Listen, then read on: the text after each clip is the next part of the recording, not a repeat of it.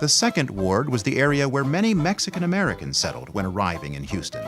I grew up in what's called Second Ward. It was one of the original neighborhoods of the city of Houston. In fact, it was one of the first neighborhoods to be settled by people that came to Houston from other parts of the world. By the time, the early 30s, during the Depression, the part of Second Ward closest to downtown was already Mexican American.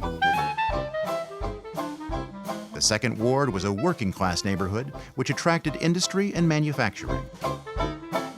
The Hughes Tool Company was one of Houston's major employers for decades. It also enabled Howard Hughes Jr. to become one of the wealthiest men in the world.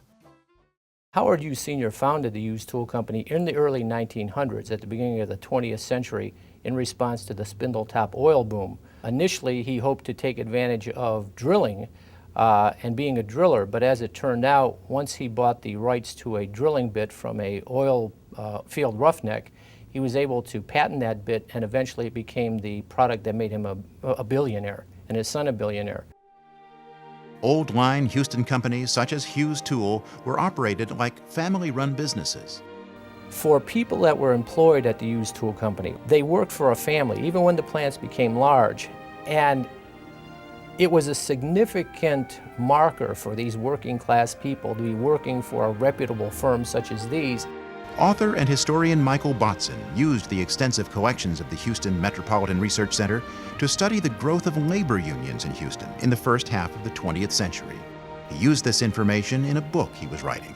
And the book chronicles the intersection of the labor and civil rights movement here in Houston in the 20th century.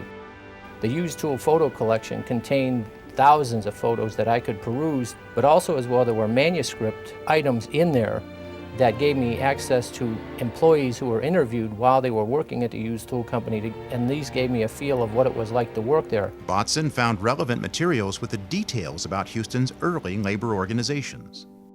I found that the same kind of dynamics and forces that prompted this vigorous labor movement in the Midwest and the industrialized area of the country was actually taking place here in Houston at the same time in the 1930s and 40s.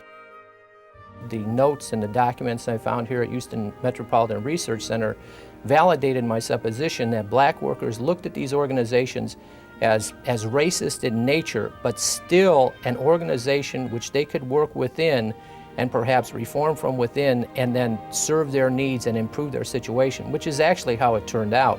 But what it took was a vigorous push on the black workers' part to challenge the white power structure, not only in their unions, which was terribly racist, but also in management as well. So they really had two battles to wage, one within the organization that was designed to protect them, and then secondly, they had a battle to wage against management, which was steeped in Houston's Jim Crow tradition.